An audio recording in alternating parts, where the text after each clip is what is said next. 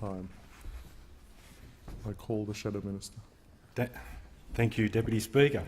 I rise to outline Federal Labor's position on the government's Corporations Amendment Crowdsourced Funding Bill 2015. Now, Labor's long recognised the importance of early-stage innovation to drive economic growth in Australia, and Australia's startups have already proven their potential here and abroad. From small beginnings, they've evolved into widely celebrated names, from seek.com.au to carsales.com.au to Freelancer, and even the recent listing of software company Atlassian on the NASDAQ. We need to encourage the growth of successful startups, especially considering the majority of jobs to be created over the next decade and beyond will be in companies that don't exist today. And that's why it's important to have policies in place that help grow as many more of these companies as possible, policies that help remove some of the barriers to growth, particularly a lack of capital. And the challenge is to channel investor dollars into early-stage innovation, and that challenge is real. I note, for instance, that some have observed that of the 8 million investors in the US, only an estimated 3% have ever invested in a private startup. Clearly, more investors preferring to back established companies. So while traditional sources of funding for early-stage innovation and startups have come from venture capital and angel investors, equity crowdfunding has emerged as an alternative way of raising capital. Crowdfunding is not new. It's been used as a way of raising funds for projects gained by securing small amounts of money from the public via the internet. In the case of equity crowdfunding, the internet forms a platform for startups and other small businesses to raise funds in return for an equity stake in those businesses. And this bill amends the Corporations Act of 2001 and the Australian Securities Investment Commission Act 2001 to facilitate equity crowdfunding, and a series of proposed regulations to help enact the bill were also released on 22 December 2015. The origins of this bill sit within a decision taken in 2013 by the former Labor government, where the Corporations and Markets Advisory Committee, otherwise known as CAMAC, was tasked to advise on the appropriate framework to allow equity crowdfunding to operate in Australia. In May 2014, CAMAC completed this review and found that this form of fundraising is costly and impractical for businesses, largely due to regulatory impediments in the Corporations Act that impose an excessive compliance cost for startups and other small businesses. And since then, Labor's consulted with the startup community and heard their views on what they believe will make for a productive regulatory framework. And these consultations, along with the tremendous work of CAMAC, have shaped Labor's overall philosophy to equity crowdfunding. Namely, we think it's important that governments recognise and demonstrate support for equity crowdfunding, sending the signal that it's one of the legitimate and valuable ways to raise much-needed capital. We've also believe investing in startups is an important way to drive early-stage innovation, but there's a greater degree of risk and failure. That's why it's important to have investor safeguards in place. While having these measures in place, we should ensure that the legal framework introduced isn't heavy-handed and costly, and we believe a lighter-touch regulatory framework should deliver vital capital for startups.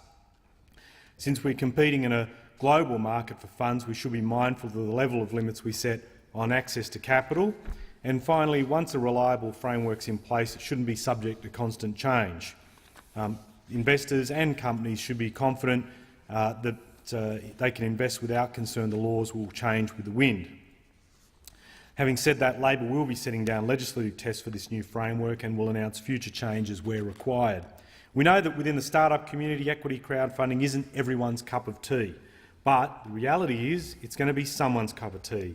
And considering this, we need a robust, secure legal framework in place to ensure that those who use this mechanism to seek investment, or those who seek to invest, have every confidence in the surety of the crowdfunding system. For some time, we as an opposition have stated our preparedness to work constructively with the Abbott and then Turnbull government to advance the development of a viable equity crowdfunding framework, even if they haven't demonstrated a similar desire of late to work cooperatively on this legislation. In stark contrast to current circumstances, I want to publicly acknowledge that we had solid and open discussions about reform pathways with the former Small Business Minister, the irrepressible member for Dunkley, Bruce Wilson, and we recognise and pay tribute to his efforts. He's invested much into this legislation previously and demonstrated a preparedness to be consultative and considered with the federal opposition on this reform. And in the discussions we had with him, I'd like to think we gave him every confidence that we never broke a confidence. From our point of view, it was important the opposition, in signalling its preparedness to work with the government, we were giving the government the room to move to explore a new approach to equity raising that is providing a direct challenge to long-standing, deeply held views about how this should work as evidenced in the Corporations Act. That's the dividend that is generated through genuine bipartisanship and collaboration. And I never thought I'd say this, but there were ministers in the Abbott government that were actually better at consultation than ministers in the Turnbull government. And although it's early days, and while they talk up their commitment to bipartisanship, it appears the Turnbull government's approach to bipartisanship in this space reflects its broader mindset: say one thing, do another. Worse still, it appears this mindset is underpinned by a view that the opposition's merely here to rubber-stamp government proposals. Well, I'd like to respectfully inform the Assistant Treasurer that that's not how bipartisanship in the innovation space is going to work. We certainly will not be rubber-stamping a bill that has attracted the level of industry and legal concern this bill has, especially when we see that literally none of the recommendations we made in discussions with the Abbott government have survived the transition to the new regime. Not surprisingly, that's been the experience industry stakeholders have complained about, that there's been a complete and utter failure to address serious concerns and grievances that have been raised with the government about this bill. I suspect what's happened is we've got a new minister who's had little time to get across a complex policy area, combined with public pressure to release a draft bill by the end of last year, and they simply bow to the kind of internal resistance that has seen Treasury delay the speedy formation of an equity crowdfunding framework. It's important to remember this. It's taken over 18 months to get to the point of debating the legislation here, and it's been 18 months after an independent CAMAC report on equity crowdfunding was released in May of 2014, and it'll be nearly 2 years from that point before this bill even becomes law. So much talk about being agile and nimble, yet so little evidence of this happening in real life. I'll outline Federal Labor's position and intent with this bill later in my contribution, but for now let me outline key elements of the bill. Startups and small businesses will be required to convert themselves into unlisted public companies if they seek to access equity crowdfunding. Eligible companies will be able to fundraise up to $5 million a year from retail investors, an amount higher than allowed under both the New Zealand framework and the model recommended by CAMAC. Retail investors can invest up to $10,000 per issuer per 12-month period, allowing investors the opportunity to make substantial investments in a product while also seeking to mitigate the size of their exposure. Retail investors will not be limited in the total amount of investment they can undertake, allowing them to diversify. Investors will have cooling-off rights for a period of 5 days. Equity crowdfunding will not be limited to startups. Small businesses will also be able to access this funding regime. Companies will be required to meet turnover and assets tests before they're eligible to fundraise, with a threshold of $5 million. Provided a company undertakes crowdsource equity fundraising within 12 months of registering as a public company, they'll be eligible for exemptions of up to 5 years from requirements to hold AGMs, have annual reports audited if they've raised less than $1 million from equity crowdfunding, provide annual reports to investors other than by publishing them on the website, and companies fundraising under this framework will be able to offer equity securities to retail investors with lower disclosure than currently required. However, the government proposes to set out disclosure requirements in the regs, which they have, that will ensure investors have access to the key facts about the company, its structure and fundraising. And investors will also be able to interact directly with the company to ask questions relating to an offer, and the company will be able to respond to those information requests. Intermediaries who maintain an internet-based platform to bring startups and investors together will be required to be licensed, and they'll have to meet certain obligations, including the conduct of checks on issuers. Now, it's worth noting at this point that the government's proposals have drawn a mixed reaction. While industry stakeholders have most definitely welcomed progress in bringing equity crowdfunding laws to reality, many have expressed disappointment publicly and to the opposition that the government has completely ignored concerns about aspects of the framework that will potentially add regulatory and financial impost on startups and crowdfunding platforms. And taking this into account, Labor moved to have the bill examined by the Senate Economics Committee, which I understand is set to report later in February. Safe to say the response from the sector to this inquiry has been frank and fearless. They certainly haven't held back their views on what needs to be reformed.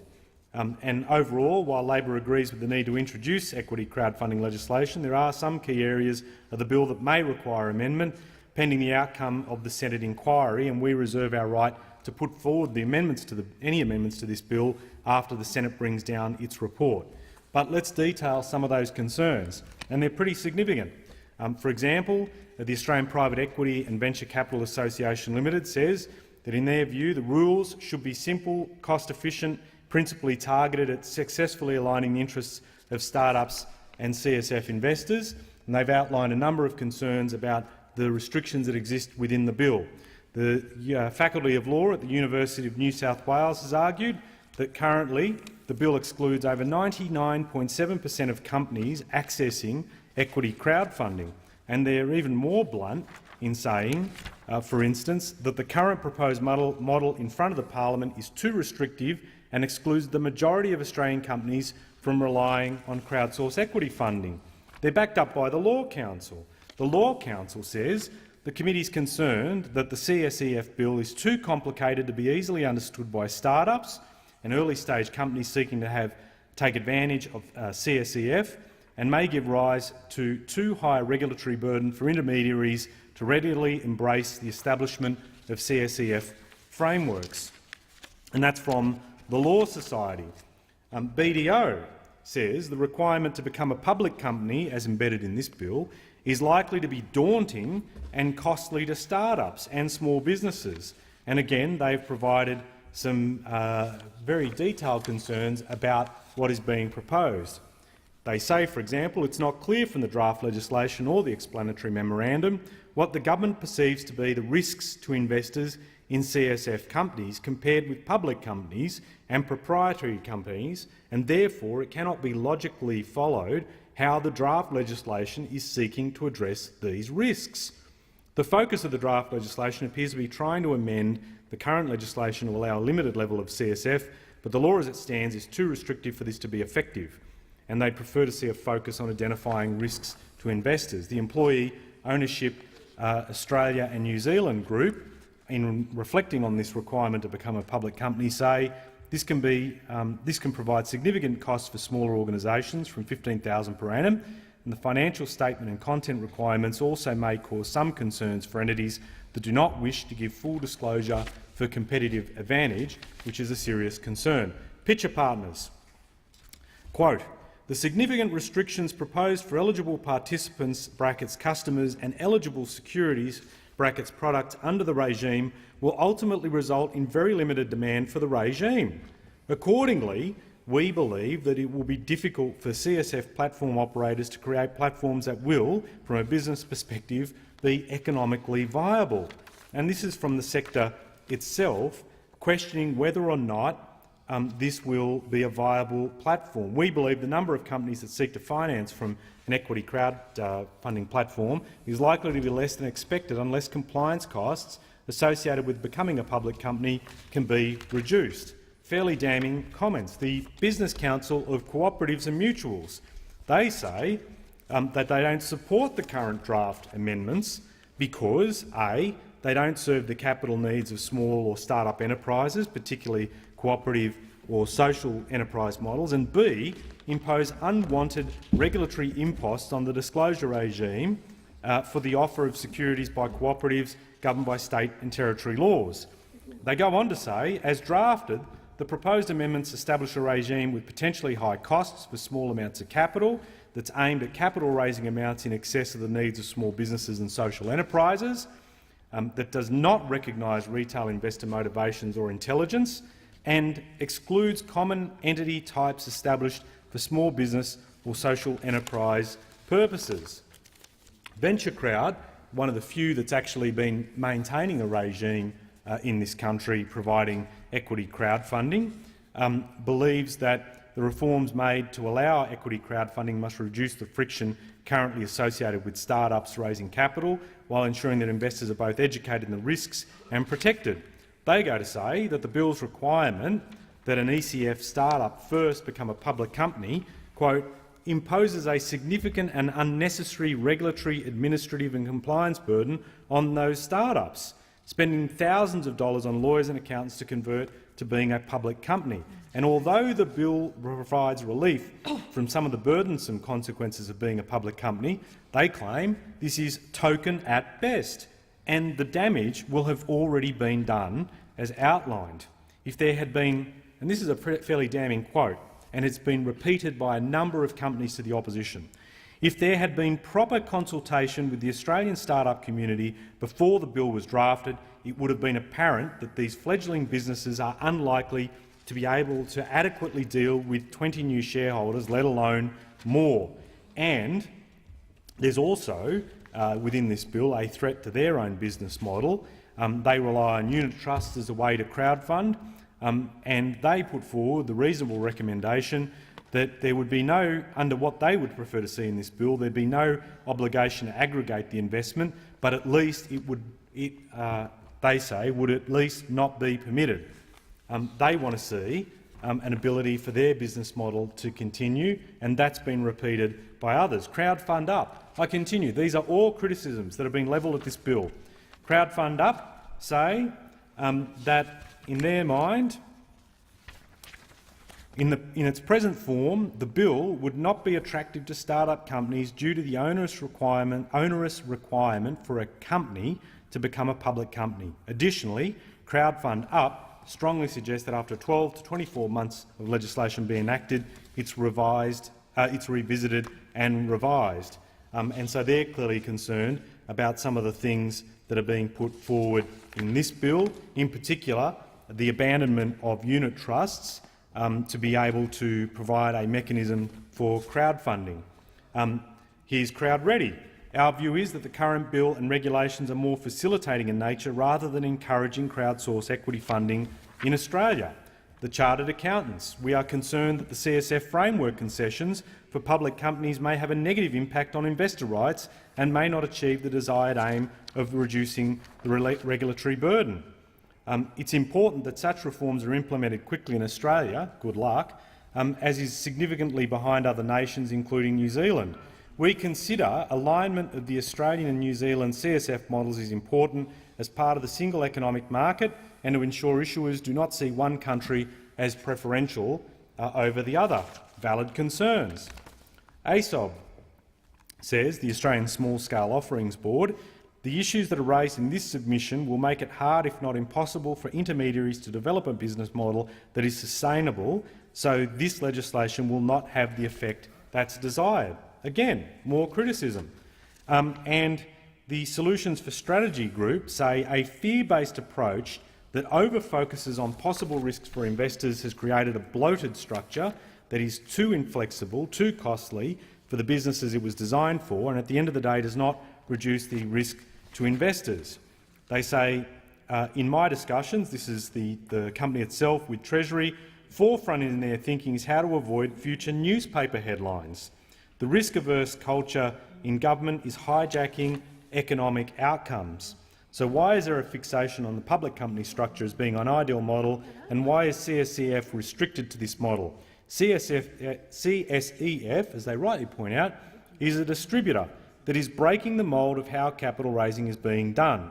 We need to stop applying what may have worked for other forms of capital raising in the past and rethink what will work for this in the future. And finally, King and Wood and Mallisons, a large legal entity in this nation, say the greatest risk of the CSF bill is that few start-ups or platforms will use it and will not support the development of Australian start-up businesses. And they also, in their submission, and have said publicly, send the legislation for further consultation to see if it can be simplified. It is surprisingly complex, and there are some difficulties ascertaining how it connects with other parts of the Corporations Act and the Criminal Code.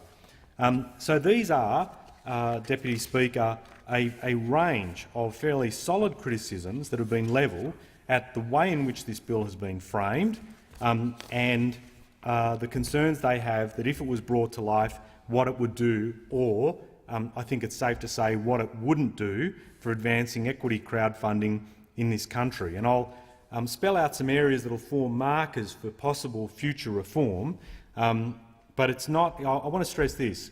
It will not be our intent to block this bill, but we do reserve our right to amend it. Again, we intend to await the outcome of the Senate inquiry and determine what amendments might be required.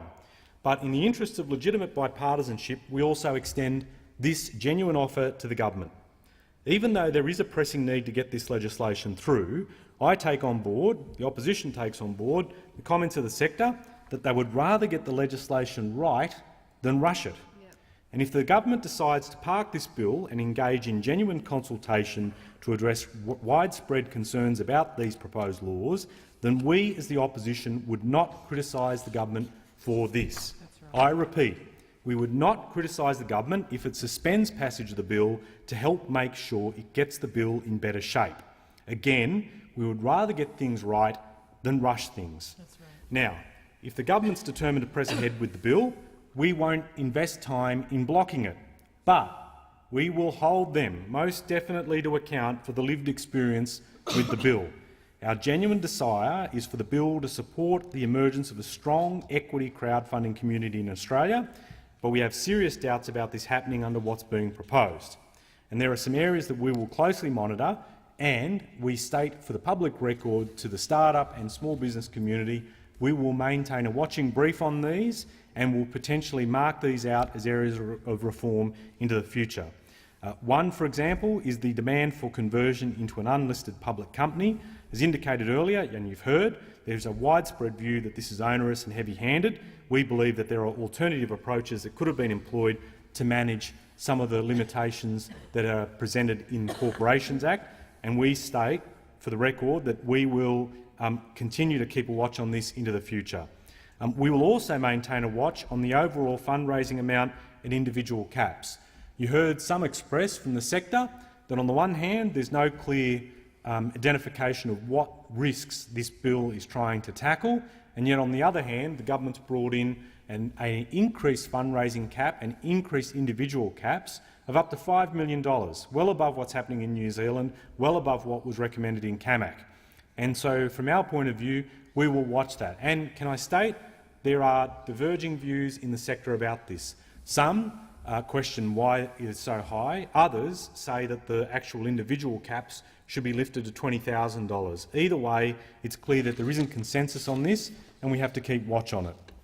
The prevention of unit trusts accessing the regime, there is a serious concern that this will kill off certain businesses that currently operate in this space, and we will want to see further evidence from the Minister as to what is, or to the Assistant Treasurer, why the motivation is there, because some of the companies have said to the opposition it has never been clearly explained to them why this is the case. Why are they singled out in this way? And so we'll be keeping tabs on that. Another area, and this is actually something that intermediaries support, if I can put on the public record, but we will have some reservations about and will watch very closely, and that is the ability of intermediaries to choose before the close of a fundraising campaign which startups on their platform they will invest in and which ones they won't. Now, I can understand for intermediaries that don't make a lot of money, and it should be added that not a lot of money has been made out of this process so far. It is something that in due course will evolve, and we'll see how profitable intermediaries will become. It is understandable, and I can certainly appreciate why the government has allowed this to occur. But CAMAC was concerned about this, and rightly so, and the government will need to explain how it will manage a situation where the crowd is influenced by intermediaries choosing to invest in one company over another, because this is a platform that will attract both sophisticated and unsophisticated investors, and there will need to be an assurance that this act of intermediaries, the actual crowdfunders themselves selecting which companies they invest in, doesn't influence the crowd. Now, Labor put forward principles in December of 2014 to address this point, and we advanced a notion of last-mile investment. That is, that at the end of a campaign, if a campaign did not reach its target, however, a crowdfunder saw that there was the ability or there was promise in one of the startups or small businesses that was putting forward a proposition on their platform, that after the campaign's closed, that an intermediary be given the ability to invest in that individual proposition. And we argued that that may be a way to sidestep some of the concerns. Certainly that hasn't been taken up by this bill, and we are disappointed that that hasn't been advanced further. But again, in the interest of getting the laws in place as quickly as possible, and in the interest of not being obstinate and blocking the bill in its passage through the parliament, we will maintain a watching brief on it and see how it goes. The other area is investor interaction. In the bill allows for a multitude of investors to make contact with a start-up or small business to question the investment proposition being put forward to them. You can see why that might make some sense. But just bear in mind, a lot of these start-ups and a lot of these early-stage businesses do not have sophisticated investor relations platforms or mechanisms or policies or approaches.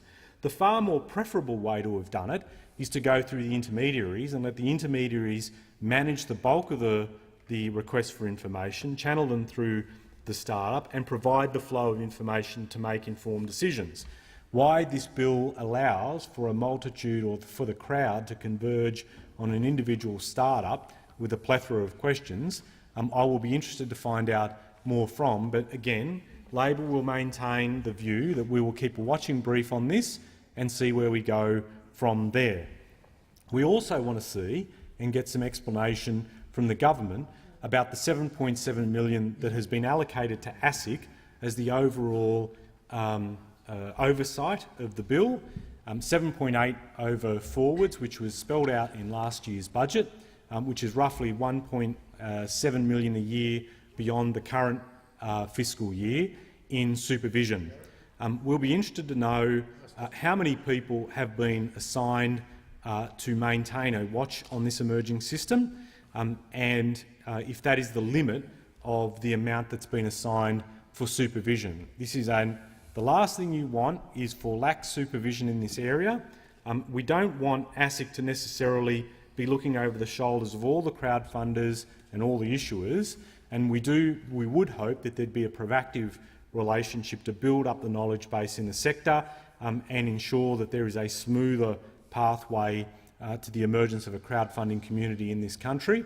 But having said that, it does seem that $1 million a year for the number of companies that may access it, but then again it may not necessarily reach that, because if you believe the predictions of the sector, hardly anyone's going to use this platform in the framework that's been advanced by this bill. It may be a moot point, but I think the bottom line is it would be beneficial if the Assistant Treasurer outlines to the Parliament on that allocation of money how that will be used for supervisory activities. Again, I extend to the government this commitment. If they take on board, and they've seen already the large number of reactions to what's being proposed, if they say, for instance, that they want to park the bill and that they want to consult further and that they want to, and we extend to them a continued desire to work with them on this bill and work in a collaborative way. If they park it, we won't criticise them for it. It's better get this right. But if they go ahead and decide to ram this through, we'll see what the Senate says, we'll see what amendments get put forward, and if it does get through the Parliament, we maintain a position that this will be subject to future reform, and we will follow it up. But having said that, I hope that this outlines in detail Labor's position on this. We welcome the fact that we're debating these laws. We look forward to the prospect that this does allow for a positive and vibrant sector to emerge, and we hope that the government will take our offer to be bipartisan in this, work with us on it and ensure that a strong framework is put in place. The question